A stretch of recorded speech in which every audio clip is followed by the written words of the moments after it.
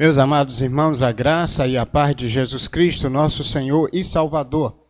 Vamos começar o nosso culto de oração hoje, 9 de julho de 2020. Nós vamos louvar e engrandecer o nome do Senhor.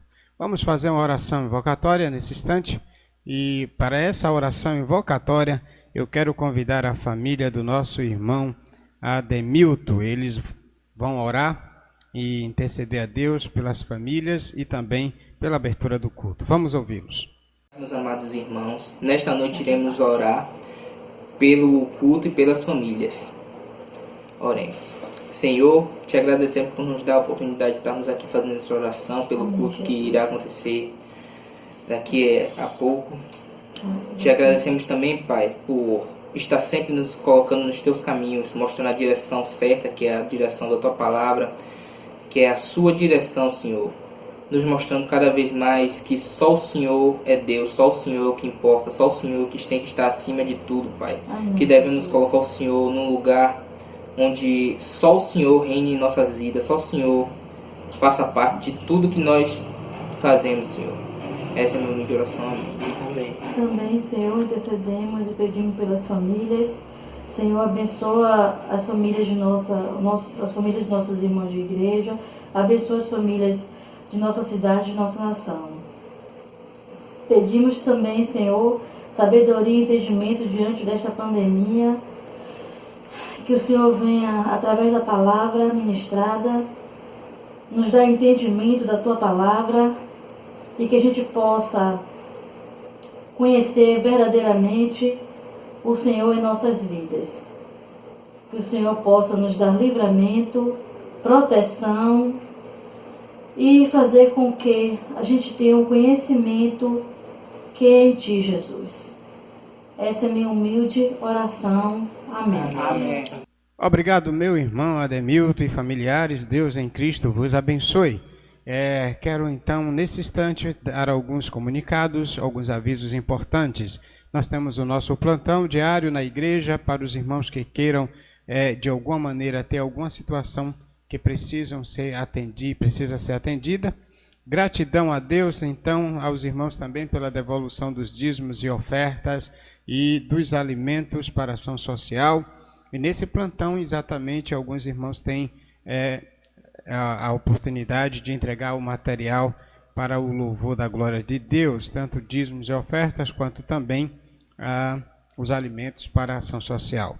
Nosso relógio de oração de 6 a 10, nós temos nosso guia de leitura bíblica também, está tanto no Facebook, quanto também no nosso grupo de WhatsApp. Nós temos a proposta também do culto doméstico, já é hábito da igreja, então a igreja deve assim ampliar dia a dia na sua liderança espiritual de cada lar.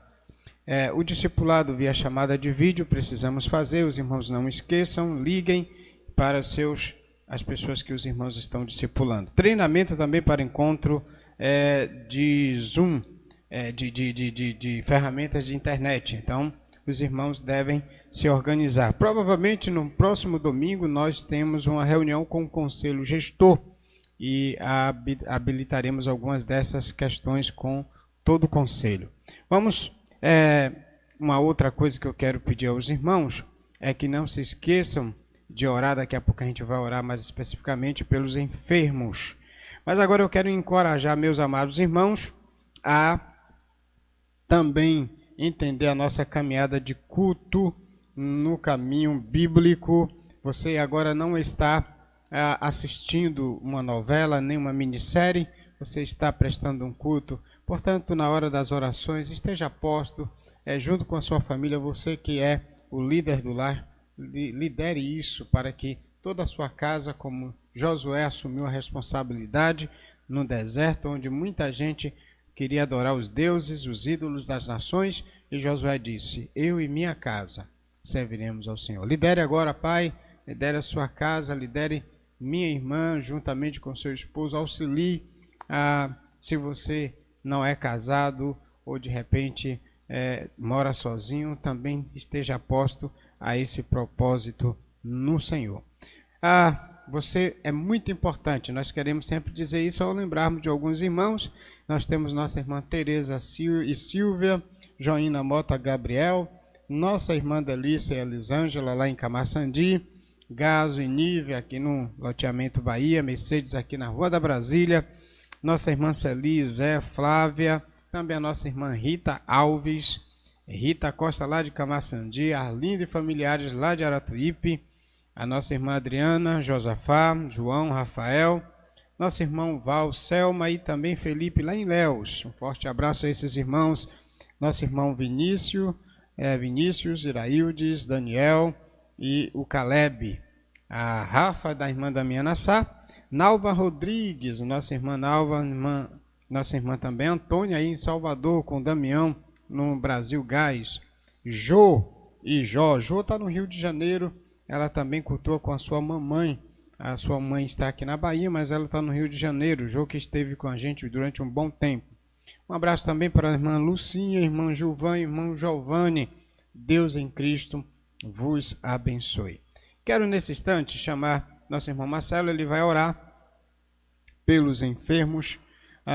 Temos vários irmãos, acrescentando aqui hoje, familiares de Pamela. Pamela faleceu no dia 3/7. Vamos orar por eles. Nossa irmã Lídia, também filha da irmã Vera, outro acréscimo. Esses nomes vão passar aqui para você também acompanhar e orar. Familiares da irmã Roquinha, que teve também o falecimento de sua mãe, ali na Tiúba, Itaperoá. E nosso irmão Renilson, por quem a gente deve também orar. Familiares de seu Cacá e demais irmãos que nós temos acompanhado. Marcelo pontuou uma outra família de Feira. Tem essa de Pamela, e daqui de Valença tem Isis, o esposo e os filhos. Isis, esposo e familiares. Vamos também orar. A gente vai acrescentar, essa lista vai passar aqui na legenda. Vamos orar com Marcelo. Oremos. Maravilhoso Deus e Pai de infinita graça, nós somos gratos, Senhor, por tudo que o Senhor tem nos ofertado, por tudo que o Senhor tem nos beneficiado. Somos gratos, Senhor, pela resposta das nossas orações. Somos gratos porque o Senhor tem cuidado de nós, tem cuidado de nossas famílias. Amém. Principalmente nesse contexto de pandemia, de problemas que nós temos passado em nossa sociedade, no mundo. Somos gratos, Senhor, pois o Senhor tem nos beneficiado, mesmo que não mereçamos, mesmo Sim, que não somos merecedores, sabemos disso, mas sabemos também que a Tua graça ela nos alcança, a Tua graça nos constrange, ela muda a nossa vida, ela nos mostra que temos esperança num Deus verdadeiro, num Deus amoroso, um Deus que mesmo sendo tão grande, olha por nós pecadores, pequenos pecadores. É verdade. No nome de Jesus, Pai, nós intercedemos aqui pelas famílias que perderam seus entes queridos. Sim. Intercedemos por eles e pedimos ao Senhor que fortaleça-lhes o coração, Amém. Fortaleça a fé deles e dê a eles a certeza de que aqui não é o fim, de que nós temos uma esperança no Seu Filho, a Amém. Esperança da vida eterna, quando esta carne ela se for, o nosso espírito estará convosco, Pai, estará Amém. Com o Senhor. Amém. No nome de Jesus, nós também intercedemos por aquelas famílias que têm doentes, que têm enfermos. Sim, pedimos ao Senhor que conforte os seus corações, ajude-os a ter força para superar as adversidades, para se manterem firmes na caminhada, na fé, na busca do Senhor, com a certeza de que o melhor será feito por cada um de nós. Amém. Obrigado, Senhor, pelo Teu amor, pela Tua misericórdia, pela Tua bondade, pelo perdão dos nossos pecados. E assim nós oramos, pedimos e intercedemos no nome de Jesus. Amém. Amém. Obrigado, Marcelo. Nós temos a gratidão a Deus também pelo esposo de Débora, nossa irmã Maísa também, seu pai e sua avó estão recuperados, graças a Deus. Louvado seja Deus e gratidão no nosso coração, nossos corações também por isso. Nós temos agora, vamos fazer isto, eu quero, nesse instante agora, orar também pelos aniversariantes da semana. Temos vários. No dia 5 tivemos Eduardo Alberto, Miriam Dias, Cíntia Viviane. No dia 6, Emanuel Andrade.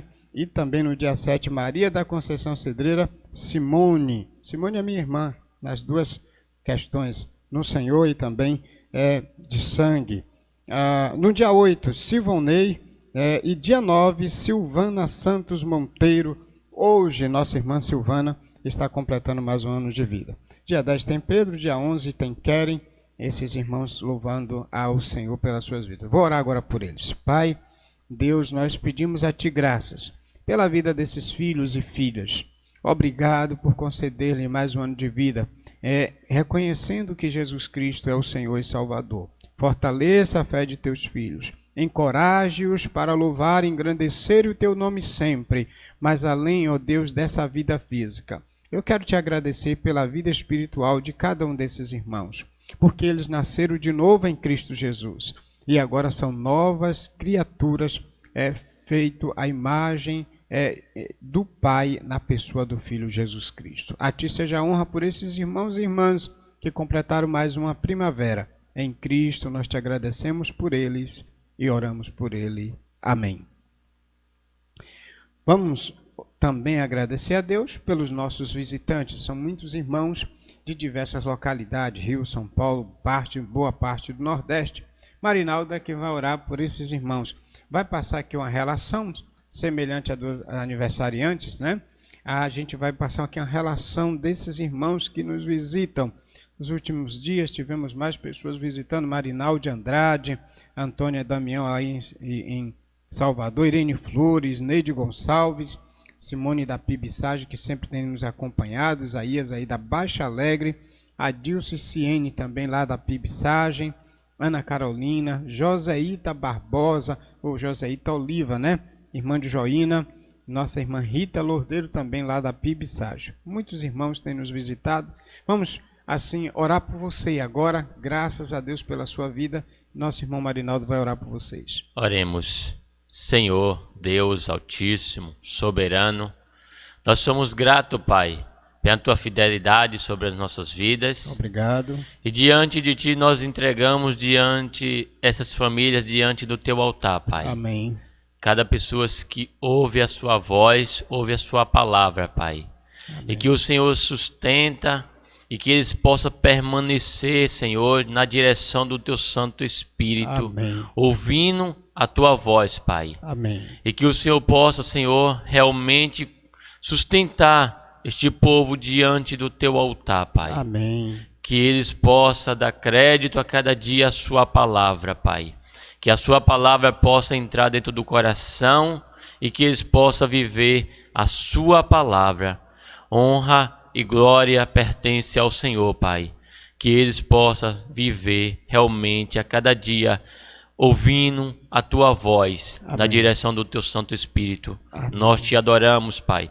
Peço às pessoas ouvir a Tua palavra, assistir estes vídeos para glorificar o Teu santo nome para todos sempre. Amém. Obrigado, irmão Marinaldo.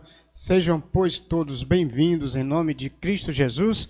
Quero encorajar os irmãos aí do Ministério de Recepção, agora online, né? Dê as boas-vindas, sempre encorajando essas pessoas que nos visitam, porque se tivéssemos presencialmente, você também faria isso e teria até a oportunidade de abraçar. Sinta-se abraçado virtualmente por toda a igreja em Cristo Jesus. Tanto aqui, a comunidade aqui, Batista Nova Aliança, em Valência, como em Camaçandi, a congregação, o povo lá também de Aratuípe. Maravilha, Deus seja louvado. Nós vamos prosseguir com a nossa caminhada de louvor e adoração a Cristo. E dessa feita, nós vamos então a chamada ao arrependimento. Em 1 João 1,8, a palavra do Senhor diz: se dissermos que não temos pecado algum, enganamo-nos a nós mesmos, e a verdade não está em nós. Esse texto mostra o quanto somos pecadores e que precisamos de Cristo para ter nossos pecados perdoados. Portanto, vamos orar agora. Você acompanhe esse momento de oração e também aproveite o momento para abrir o coração e confessar pecados ao Senhor. Obrigado, Santo Deus, pela Tua graça e bondade. Perdoe os nossos pecados. Ajuste a nossa caminhada diante do Senhor. Como disse Davi, Deus, contra Ti somente pequei e fiz o que era mal diante dos Teus olhos. Mas, Deus, nós confiamos agora na Tua redenção em Cristo. E é por Ele que nós abrimos nossos corações. Ó Deus, então, perdoe nossos pecados mediante essa graça de Jesus e te glorificamos para sempre, por meio dele também, Cristo Jesus, nosso eterno Senhor. Amém. Amém.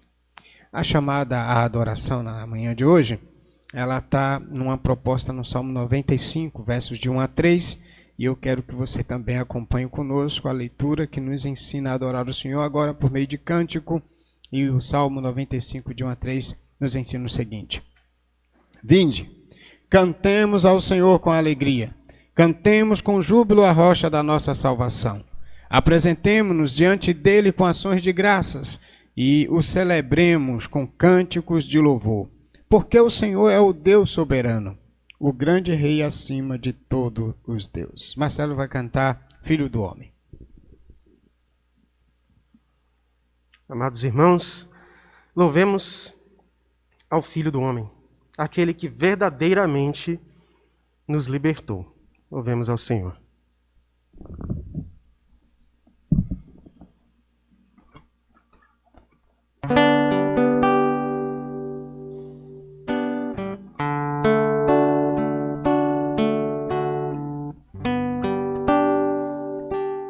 Eu não mereço tanto amor, eu não sou digno do teu perdão. A dor que passou meu rei e meu Senhor, sempre o adorarei com amor.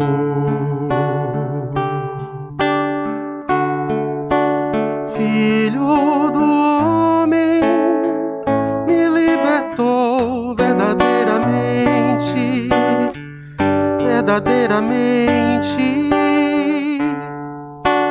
Posso erguer minhas mãos aos céus, levantar a minha voz e adorar, levantar a minha voz e exaltar, levantar a minha voz só pra dizer: livre eu sou.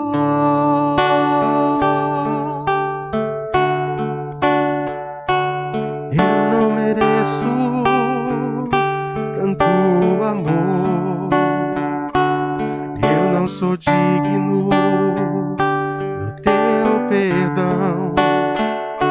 A dor que passou meu rei e meu Senhor, sempre o adorarei com amor.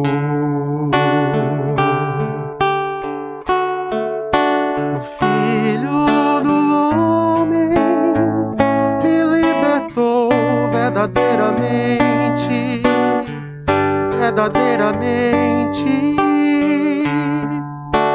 Posso erguer minhas mãos aos céus, levantar a minha voz e adorar, levantar a minha voz e exaltar, levantar a minha voz só pra dizer: livre eu sou.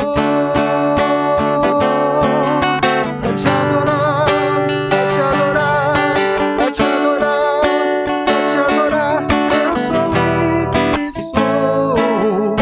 sou livre. Pra te adorar, pra te adorar, pra te adorar, pra te adorar. Eu sou livre, sou livre.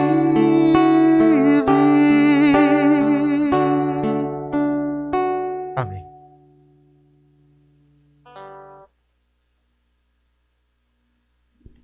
Cristo nos libertou para adorá-lo e engrandecê-lo na beleza da sua santidade. O acesso hoje para uma adoração genuína ao Pai é por meio de Jesus Cristo, nosso Salvador. Nós teremos agora mais um momento de oração e eu vou convidar nosso irmão Marinaldo para orar pela liderança espiritual da igreja. Todos os líderes espirituais da igreja, os líderes de ministérios também, nós vamos interceder agora com Marinaldo.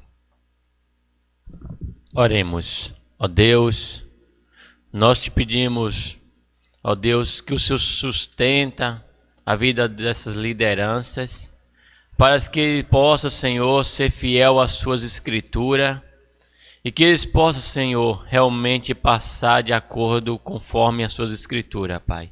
Amém. Que o Teu Santo Espírito possa dirigir a vida do pastor Jair, a vida de cada líder desta igreja, Pai. Amém.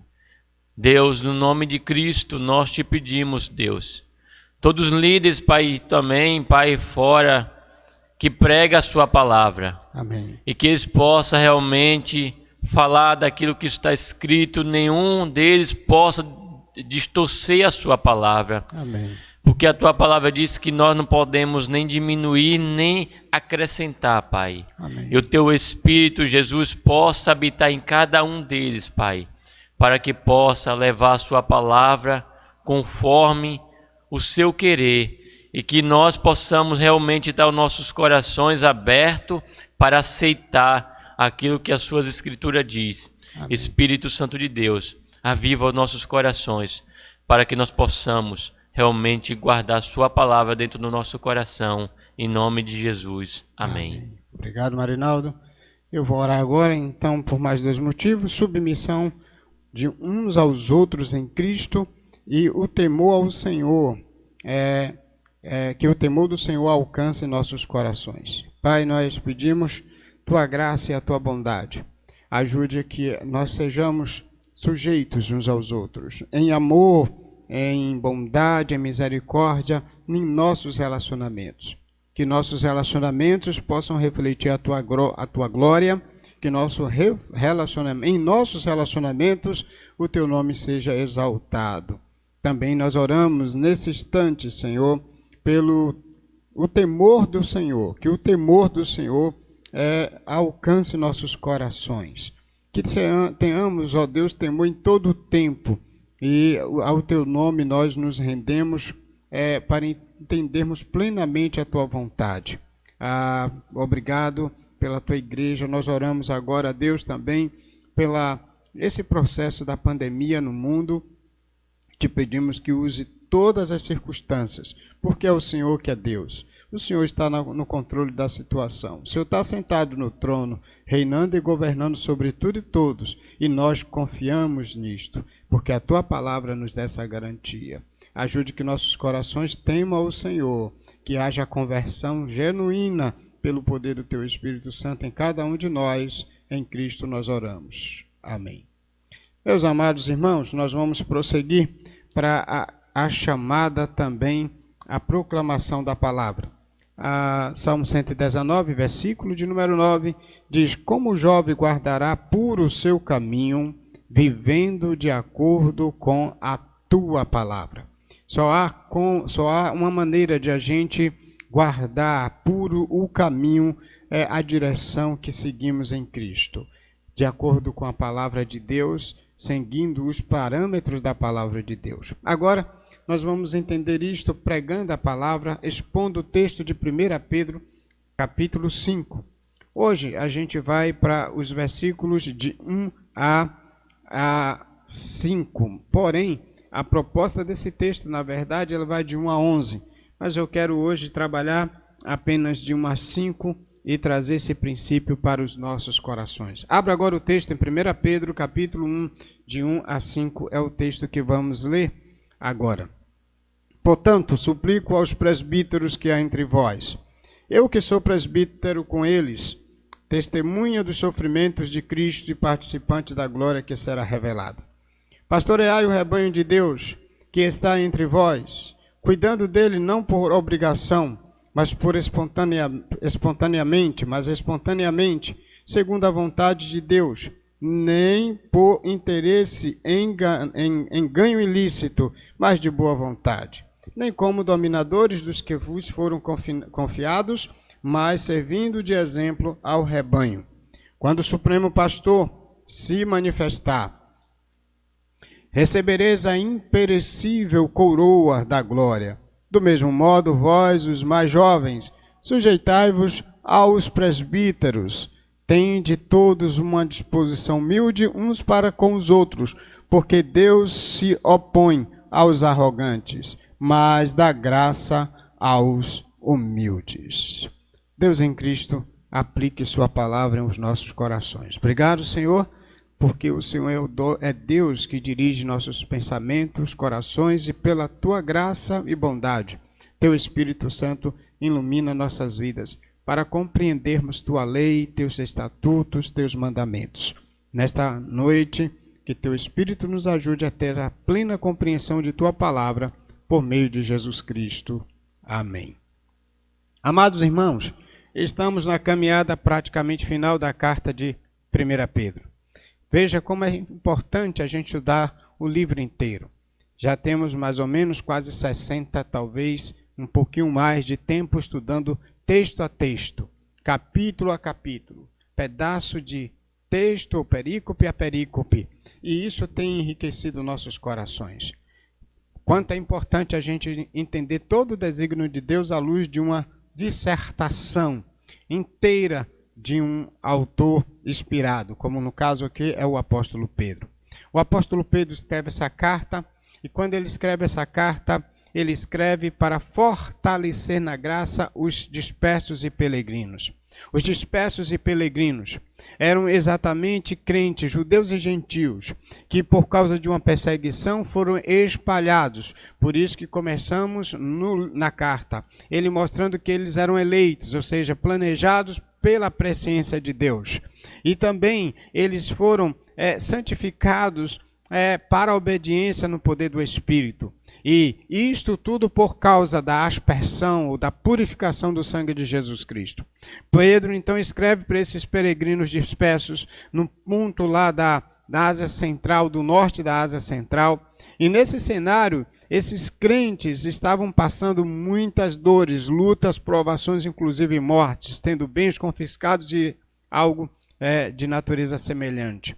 E nesse cenário, esses crentes então são encorajados a suportarem esse sofrimento de maneira temporária, porque ele é temporário, ele é passageiro, e tudo isso baseado no sofrimento temporário de Jesus Cristo, que envolve sua crucificação, que envolve todo o seu martírio, logo depois do martírio, logo depois da sua morte, ele tem a sua ressurreição e vai para a glória do Pai. A base da vida desses peregrinos, cristãos peregrinos, aqui significa dizer aqueles que creram e estavam agora peregrinando em uma pátria que não era deles.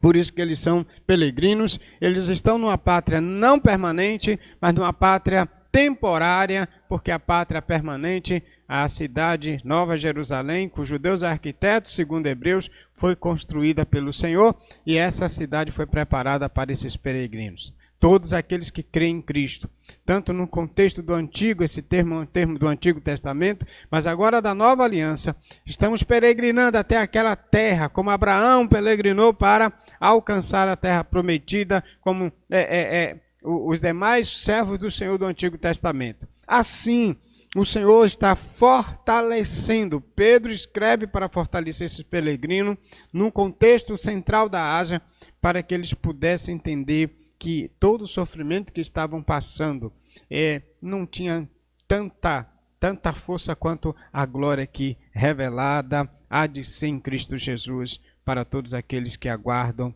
no Senhor. Diante desse cenário, a gente viu também que a estrutura da carta tem duas partes, de 1 até 2:10. Esses peregrinos dispersos, mas eleitos em Cristo, eles são chamados a refletir a glória de Deus, o Pai, na pessoa do Filho, e refletir a santidade. Então nós temos aqueles que estão situados em Cristo, posicionados em Cristo, precisam ter um comportamento em todo modo de viver durante toda a peregrinação. A partir do 2:11 até o 5:24. Nós encontramos agora a parte prática desses cristãos. Eles deveriam, mesmo debaixo de uma onda de dor e de angústia, refletir o caráter de Cristo, agora dentro também de uma proposta prática, num relacionamento entre servos, senhores, patrão, os seus chefes, marido com esposa, irmãos com irmãos, uns com os outros, mas também agora, nesse cenário do capítulo 5, nós vamos verificar que a proposta é que agora os presbíteros, entendendo também a proposta de relacionamentos, pastoreassem de conformidade com a graça de Deus. E os membros mais jovens pudessem também se sujeitarem aos seus presbíteros, aos anciãos, que eram os líderes espirituais deles. Diante desse cenário, a grande ideia que agora nós vamos entender no capítulo 5, de 1 a 5, porque para a semana a gente vai do 6 até o 11, é o padrão de pastoreio dos líderes e de relacionamento dos membros jovens, baseia-se no encorajamento de Deus em Cristo. Anota aí, preste bem atenção nesse aspecto. O padrão de pastoreio dos líderes e relacionamento dos membros jovens ou dos membros jovens baseiam-se no encorajamento de Deus em Cristo. Como a gente pode aqui fechar esse argumento, essa tese que o apóstolo vai desenvolver do capítulo 5, verso de 1 até o verso de número 5? Eu vou desenvolver isso em dois argumentos. O primeiro argumento que o apóstolo Pedro traz é o argumento seguinte, de 1 a 4. Os líderes do rebanho de Cristo serão recompensados se pastorearem conforme o modelo de Cristo. Anote aí, a grande ideia do verso de número 1 até o verso de número 4. Os líderes do rebanho de Cristo serão recompensados se pastorearem conforme o modelo de Cristo. Aqui está agora uma proposta para os líderes. Pedro já tinha, do 2:11, já tinha desenvolvido relacionamentos que refletissem o caráter de Cristo, baseado no modelo e padrão do sofrimento e da glória em Cristo revelada. Ele desenvolveu isso na vida daqueles que deveriam ser submissos às autoridades. Depois ele desenvolve isso, esse padrão de relacionamento que glorifique a Deus, refletindo o caráter de Cristo, na ideia de servos que refletisse o caráter de Cristo no relacionamento com seus senhores.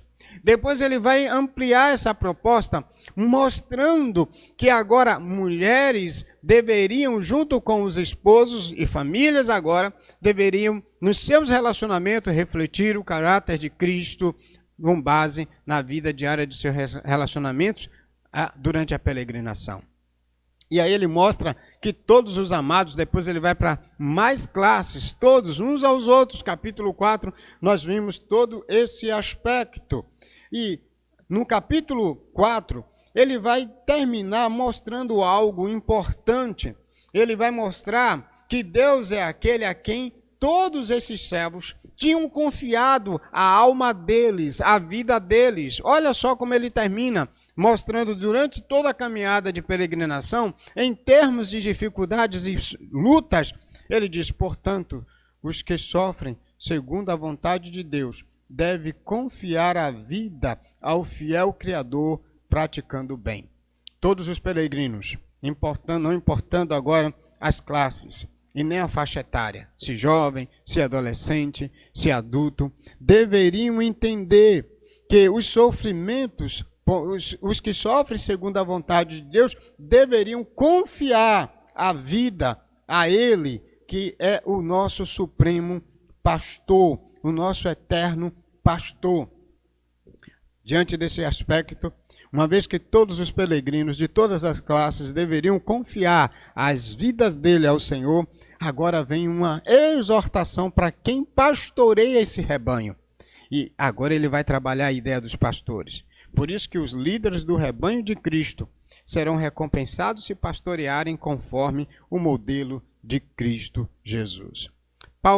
Pedro, vai trazer então aqui os argumentos nesse aspecto do pastoreio do rebanho que confiou a alma ao Senhor, que confiou a vida ao Senhor. E o primeiro aspecto é que Pedro vai fazer uma exortação.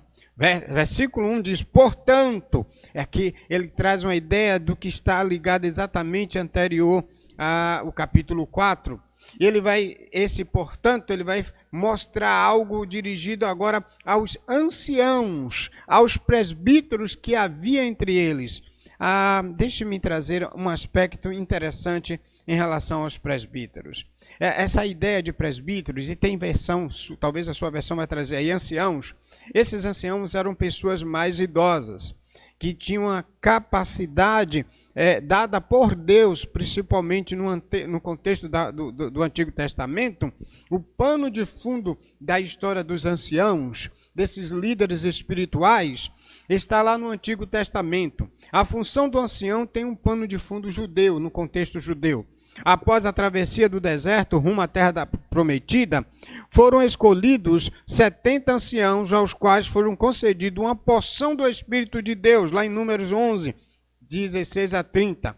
Desde então, esses anciãos passaram a ser uma característica permanente na vida da tradição do povo de Deus, no povo judeu. Esses anciãos, eles desenvolviam todo o aspecto de pastoreio, de liderança, adjunto com liderança específica. No caso dos 70 anciãos, eles eram liderança específica debaixo da autoridade do líder Moisés. Vamos entender também no aspecto do Antigo Testamento que os anciãos como amigos dos profetas, lá em 2 Reis 6:32, como conselheiros também dos reis, lá em 1 Reis, capítulo 20, como colegas dos príncipes na administração dos assuntos da nação, em Esdras 10:8. E então cada aldeia também tinha seus anciãos, em Deuteronômio 25:7. Então, aqui a gente forma uma outra ideia que é interessante, é que o sinédrio maior, na maioria do sinédrio, eles são regularmente mencionados junto com o sumo sacerdote, ou seja, os príncipes, escribas e fariseus, eles eram formados por anciãos. O sinédrio, os sacerdotes, grupo desses no Novo Testamento, à luz de Mateus 16, Mateus 21, Mateus 26, Lucas, também a gente encontra esse aspecto aí. Atos, capítulo 4. De antemão, na visão do Apocalipse, também há 24 anciãos em redor do trono. Qual era o papel dos anciãos? Papel de governo, papel de liderança, papel de julgar ações, inclusive julgar no contexto da volta do Senhor Jesus Cristo. Então, a função do ancião tinha também um pano de fundo no mundo grego. Eles eram chefes, líderes de comunidades, principalmente no contexto egípcio. Então, o que é que podemos deliberar da questão da ideia dos presbíteros, do versículo de número 1? Suplico aos presbíteros que há entre vós, ou aos anciãos. Na verdade, eram líderes espirituais e também líderes administrativos, pessoas mais experientes. A igreja, então, primitiva, essa função de ancião era um ofício fundamental. No contexto, então, da igreja em Atos, a gente vai encontrar, por exemplo, Paulo, ele ordena anciãos em toda a comunidade na qual pregava, e cada igreja ele deixava um ancião, conforme Atos 14:23. Ele deixava um líder estabelecido ali. Em Tito, por exemplo, capítulo 1, versículo 5, tem o cargo de ele ter deixado Tito em Creta para que ordenasse anciãos em cada cidade. Mas se a gente for, por exemplo, para Atos 11, 27 a 30, os anciãos têm o cargo de administrar as finanças da igreja. Se você for para Atos também 15, e o 16 inicialmente, o 16:4 e o 15:2, tomando uma parte decisiva nas decisões do Concílio de Jerusalém, ou seja, os anciãos tendo que liderar isso aí. Paulo, perante os anciãos, presbíteros, no caso, de Éfeso, ele chama esses líderes para aconselhar antes dele ir para Jerusalém. Então, era uma função de líderes que exerciam governo e autoridade tanto espiritual quanto administrativo. E Pedro agora, quando ele faz a exortação, ele diz: suplico aos presbíteros ou anciãos que há entre vós.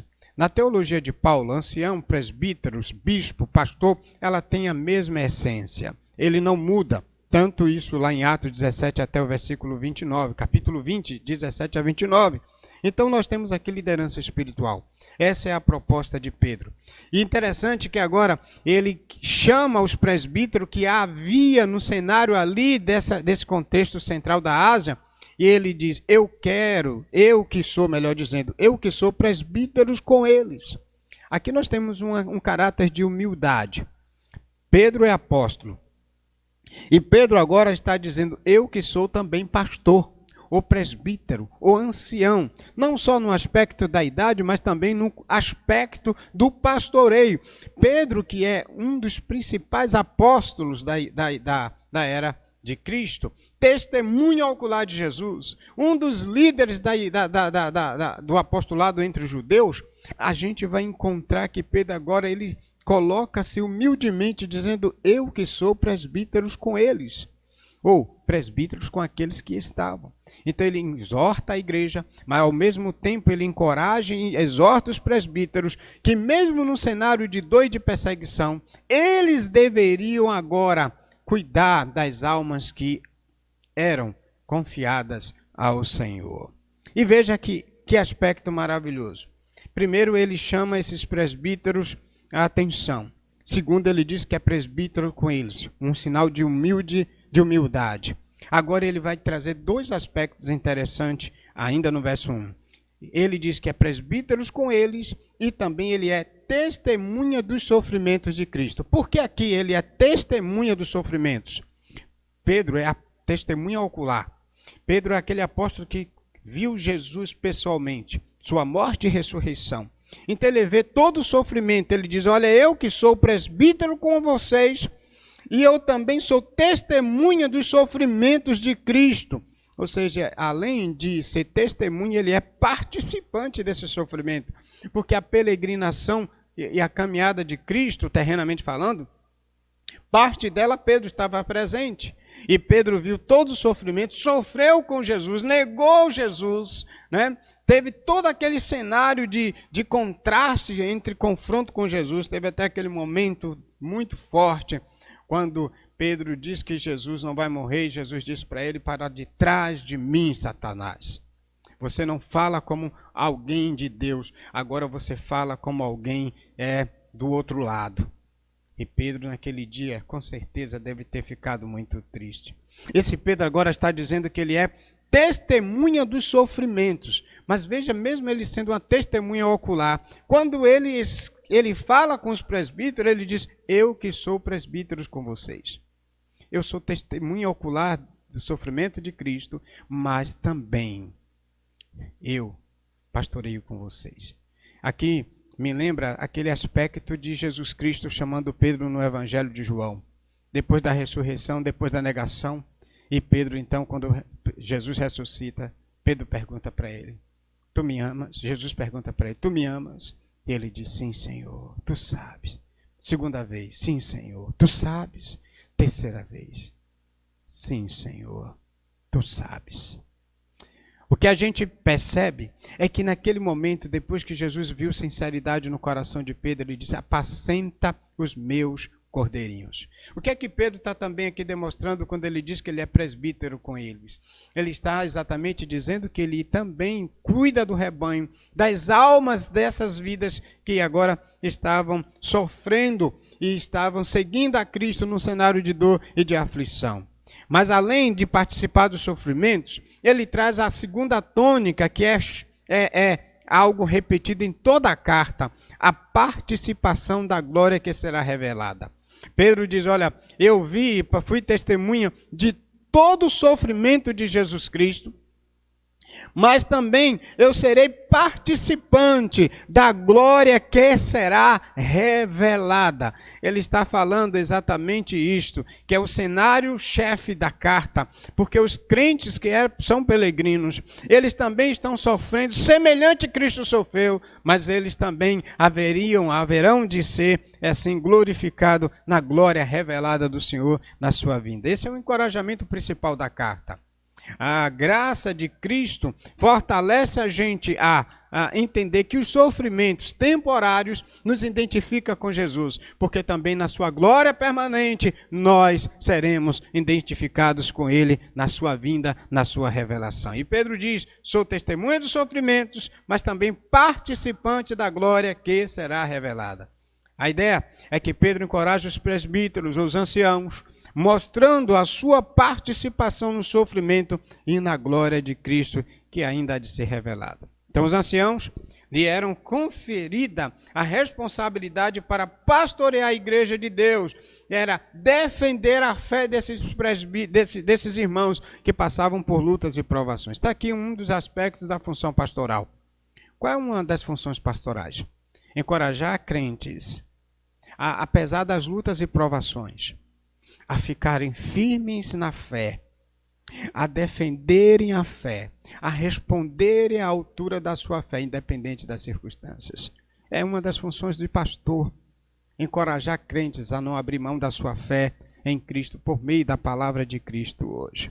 A partir do verso 2, nós vamos então entender outros aspectos, mas dentro de explicativa, com ordem. E aí, depois que ele explica aos anciãos, aos líderes espirituais, que ele era presbítero com eles, que ele era testemunha do sofrimento de Cristo, e que ele também agora esperava a participação da glória a ser revelada em Cristo, ele agora vai exortar, explicando esses pastores algo específico sobre o papel deles. Veja então a proposta. Pastoreai, isso aqui é um imperativo. Pastoreai o rebanho de Deus que está entre vós, cuidando dele, não por obrigação. E aí vem um adversativo, eu quero explicar isso aqui de forma clara. Mas espontaneamente, segundo a vontade de Deus. Veja, qual é a proposta que Pedro aqui coloca? Primeiro, a base do ministério de Cristo, a base do modelo de Cristo, sofrimento e glória. E aí ele chama agora os anciãos a pastorearem como ele, que era presbítero, que era também pastor, exercia essa função dada por Jesus Cristo após a ressurreição, quando disse, pastoreai o rebanho, o meu rebanho, pastoreai as minhas ovelhas. Aqui agora nós vamos encontrar o aspecto, pastoreai o rebanho de Deus que está entre vós. Ou seja, cuide da fé desses irmãos. Cuide dos eleitos. Pastores, esse é um aspecto fundamental. E ele vai trazer aspectos de afirmativa com explicação, com contraponto, ou seja, com contraste. Cuidai deles, não por obrigação, mas espontaneamente. O ministério pastoral é um ofício extraordinário. Paulo já diz lá que quem deseja esse ministério excelente, a obra deseja na 1 de Timóteo, capítulo 3. Portanto, o ministério pastoral não é algo que a gente deve fazer de maneira obrigatória. Estou fazendo porque não tem jeito. Estou fazendo por causa do salário que recebo. Não. Cuidai do rebanho que há entre vós. Pastoreai o rebanho de Deus que há entre vós. Papel e função é pastorear. Cuidando dele não por obrigação, mas espontaneamente.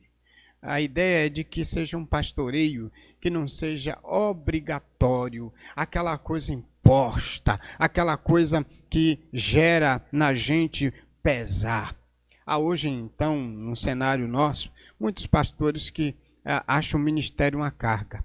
Tem pastores até que para eles o ministério é um bico. Eles pastoreiam um tempinho na igreja, mas tem uma atividade adicional. E parece que o ministério não é tão fundamental. Existe também um cenário, você pergunta, pastor, o senhor está sendo contra a pastores que têm outras funções? Não. Às vezes tem cenário, no nosso quadro, por exemplo, de Nordeste, tem pastor que é obrigado a trabalhar fora. Portanto, e às vezes até por causa da visão da igreja. E essa é uma visão que a Bíblia não traz para a gente. A visão correta é que o pastor seja integralmente sustentado para viver do ministério e desenvolver o rebanho de Deus, pastorear o rebanho de Deus, conduzi-los à sã doutrina. Diante desse cenário, a gente vai verificar Pedro dizendo, pastoreai o rebanho, cuidando dele não por obrigação, mas tem que ser algo espontâneo, desejoso, prazeroso. Talvez eu esteja falando para pastor que hoje pastoreia com dor e pesar. Meu querido, que teu coração seja um coração trabalhado nesses dias, porque não é peso, é difícil, é uma luta, mas não é peso. Fazer isso deve ser um privilégio. Olha, deixa eu te dizer uma coisa muito importante. Pastorear o rebanho de Deus é muito superior do que ser um executivo de uma grande empresa. Pastorear o rebanho de Deus é muito superior do que ser um presidente da República. Pastorear o rebanho de Deus é muito superior do que ser um chefe de Estado do melhor país do mundo. Pastorear o rebanho de Deus é uma função eterna. Cuidamos de ovelhas, de almas eleitas, de pessoas restauradas por Jesus Cristo, o Rei dos Reis. Isso é grandioso demais. Por isso que Paulo diz que almeja o episcopado. Excelente obra deseja.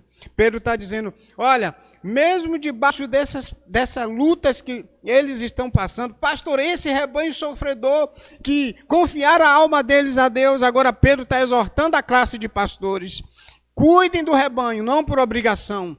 E ele vai dizer, mas segundo a vontade de Deus, ou seja, dentro do modelo que Deus estabeleceu. Agora ele vai para a segunda proposta, não com obrigação, mas no verso 2, nem por interesse em ganho ilícito, mas de boa vontade. O pastor não é aquele que pastoreia ambiciosamente, voltado seus interesses para as questões financeiras, no sentido de querer ganhar o mundo e o fundo. Inclusive, Paulo, na exortação de 1 Timóteo 3, vai dizer que o pastor ele não deve ser ganancioso, voltado à ganância. A primeira também de Timóteo, lá no finalzinho, ele vai dizer isso aí do mesmo jeito. Portanto, Pedro agora está dizendo, olha, quando vocês pastoreiem o rebanho de Deus, não deve ser por obrigação, algo pesado, mas também não deve ser por interesse em ganho ilícito, mas de boa vontade. É fundamental que a gente entenda isso. O pastoreado não é um projeto para você ganhar dinheiro. Aliás, deixa eu até dizer uma coisa muito clara aqui. Quem quiser ser rico, desista de ser pastor. Quem quiser ser rico, nunca deseje ser pastor, porque a função pastoral não é para enriquecer pessoas.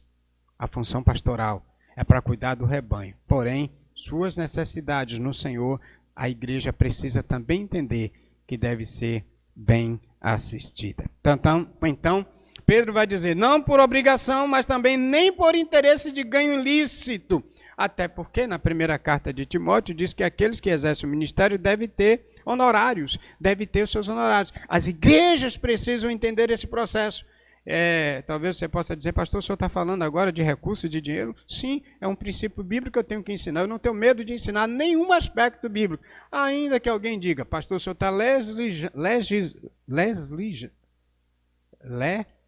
legislando, né? Legislação.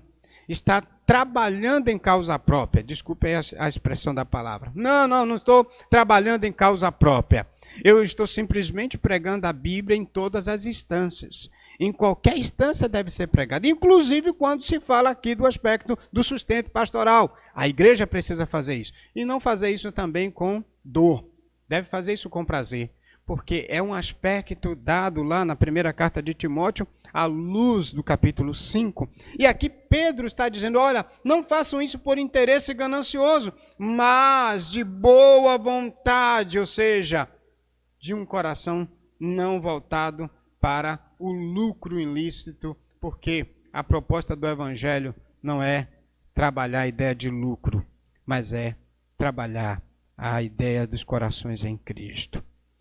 O outro aspecto no verso 3, nem como dominadores dos que foram confiados, mas servindo de exemplo ao rebanho.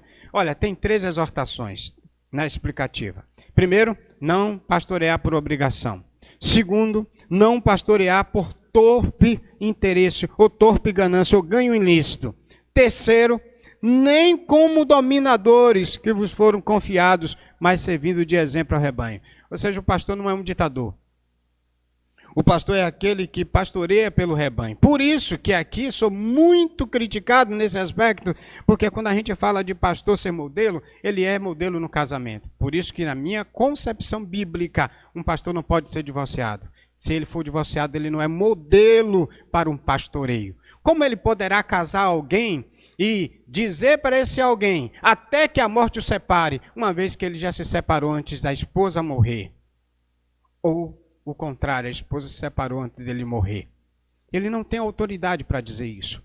Ele não tem autoridade para aconselhar um casal que quer se divorciar e dizer para esse casal: você não pode se divorciar, é contra os parâmetros da palavra de Deus. E aquele casal vai dizer para ele: ô pastor, mas o senhor se divorciou.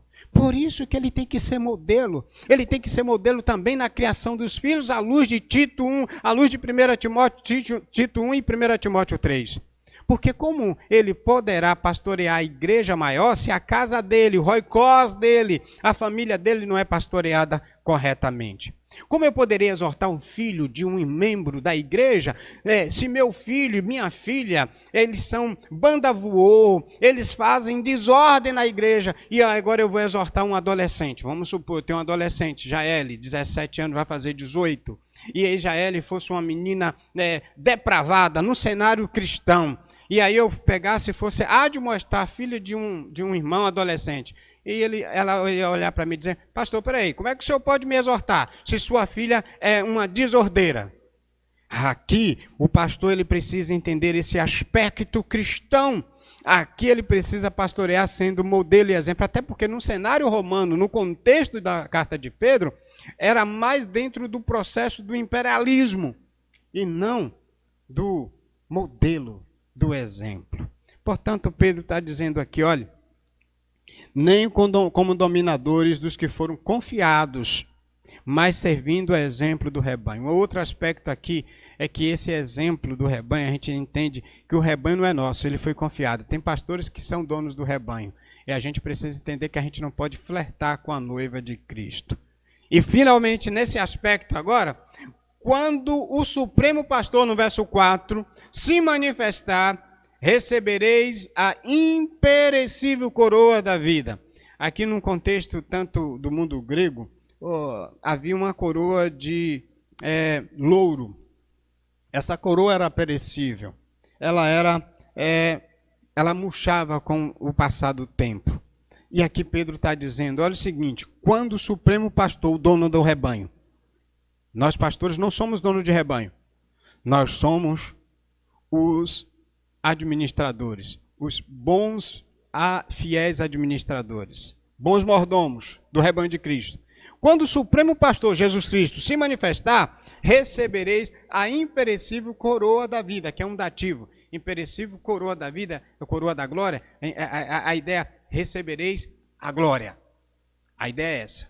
Portanto, o que é que a gente tem? Os anciãos pastoreiam o rebanho amorosamente na esperança de recompensa celestial por parte do Supremo Pastor Jesus Cristo. Eu finalizo essa ideia aqui agora. Eu quero aplicar, porque de 1 a 4, os líderes do rebanho de Cristo serão recompensados se pastorearem conforme o modelo de Cristo. Primeira verdade, como aplicar isso aqui aos nossos corações?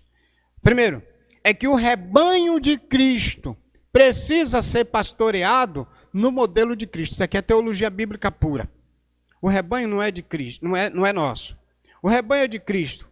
E todo rebanho que nós dirigimos, conduzimos, devemos conduzir para Ele. E só conduzimos o rebanho para Ele quando pastoreamos de acordo com o modelo dele.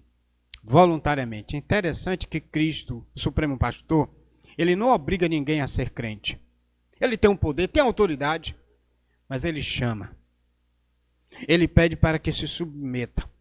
Ele pede para que se coloque à disposição dele voluntariamente, mediante o sacrifício amoroso apresentado por ele na cruz. Um outro aspecto nesse cenário é que o testemunho dos presbíteros envolve os sofrimentos de Cristo. Ou seja, os presbíteros precisavam entender que deveriam pastorear baseado no sofrimento e na glória de Cristo a ser revelada. Outro aspecto, a participação também dos sofrimentos de Cristo envolve a participação na glória que vai ser revelada. Toda a nossa luta no pastoreio, toda a nossa dor e gemido no pastoreio, queridos colegas, irmãos e igreja, é uma ideia clara que, da mesma forma que a gente participa dos sofrimentos, que a gente entende o sofrimento de Cristo, e com ele nós sofremos para a glória dele, nós participaremos da glória que será revelada. A igreja ajuda nisso como, pastor? Quando ela se submete, daqui a pouco a gente vai verificar isso aí, ao pastoreio bíblico, ao pastoreio que revela a glória de Cristo durante o pastoreio, durante todo o ministério pastoral.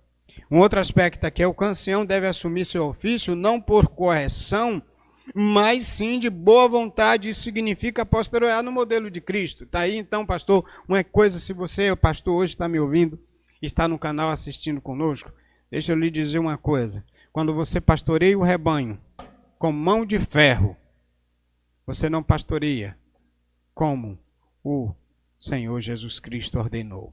Se você pastoreia também por ganância, por ganho ilícito, você não pastoreia segundo o modelo de Cristo.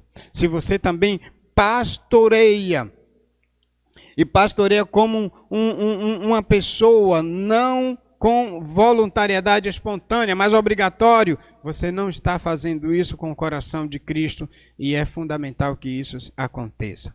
Então, quando a gente fala que o ancião deve assumir o seu ofício, não por coerção, mas sim de boa vontade, isso significa o pastoreio no modelo de Cristo. Isto, então, significa que, no desempenho de sua função, não cometerá abusos de usurpações. O ancião deve aceitar esta função, o pastor, o presbítero, não para fazer dela um meio para obter benefícios desonestos, mas como um anelo de servir. O ancião aceita esta função não para converter-se num tirano, senão para ser pastor a exemplo para o rebanho de Cristo. Que Deus nos ajude. Agora, igreja, é uma orientação bíblica diante desse cenário. Ajude o seu pastor a ser um pastor bíblico. Ajude o seu pastor a manter-se fiel.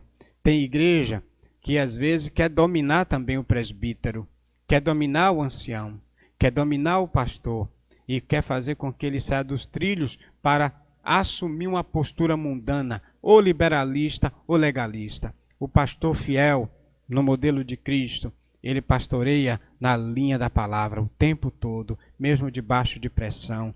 Ele pastoreia o rebanho que foi confiado a ele e que ele não é o dono dessas almas. Ele é só um administrador temporário. Ajude, igreja, a que seu pastor seja fiel ao Senhor para a glória do Pai.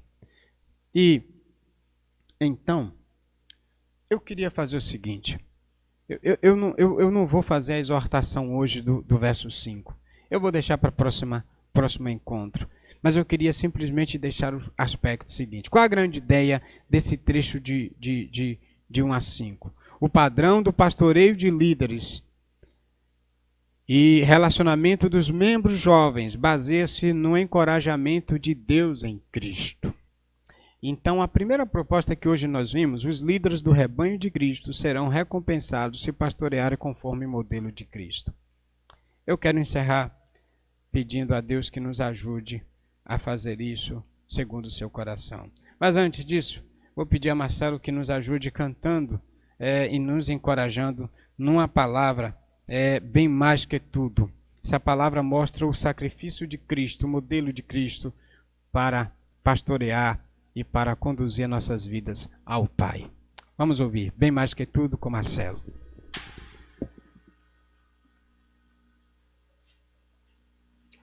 Por amor ele entregou a sua vida e foi humilhado para a remissão dos nossos pecados. Louvemos ao Senhor.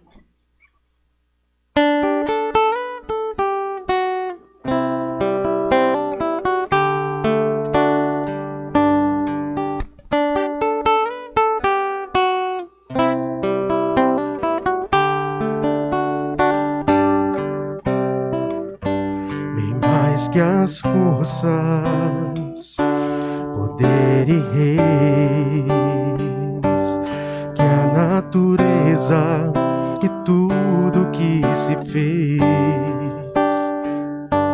bem mais que tudo criado por tuas mãos, Deus, tu és início, meio e fim. Bem mais que os mares, bem mais que o sol e as maravilhas que o mundo conheceu. as riquezas, tesouros desta terra. Incomparável és pra mim. Por amor, sua vida entregou. Meu Senhor, humilhado foi como a flor machucada no jardim. Morreu por mim, pensou em mim, me amou. Por amor, sua vida entregou. Meu Senhor, humilhado foi como a flor machucada no jardim. Morreu por mim, pensou em mim, me amou. Como a flor machucada no jardim. Morreu por mim, pensou em mim, me amou.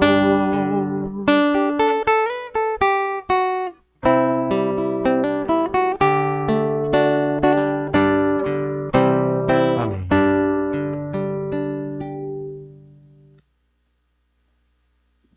Obrigado, Marcelo. Esse é o modelo fantástico de pastoreio. Por amor, sua vida entregou. Que Deus nos ajude, irmãos. A igreja ore para que nós, pastores qualificados, homens bíblicos, com humildade, no modelo de Cristo, possamos pastorear o rebanho dele. Dirigir as almas que a nós foram confiadas é um grande desafio. Igreja, ame os líderes sérios. Igreja, ame os pastores que pastoreiam vocês. Tem muitos irmãos dos canais aqui, de outras igrejas no canal. Ame o seu pastor. Cuide do seu pastor. Ajude aquele pastoreie no modelo de Cristo. Nós vamos orar. Deus, obrigado. Obrigado porque em meio àquele contexto de grandes lutas e provações, o Senhor exorta o rebanho, o qual o Senhor derramou seu sangue por eles, mas exorta também o pastor a cuidar desse rebanho a ele confiado, os presbíteros, os anciãos, os líderes espirituais. Senhor, ajude os teus filhos no cenário mundial, que pastoreiem segundo o modelo de Cristo e que, com humildade, como o apóstolo Pedro, participante dos sofrimentos, entendedor que participaria também da glória revelada, orientava os presbíteros a que, com humildade, pastoreasse o rebanho do Senhor. Obrigado, Deus, pelo privilégio.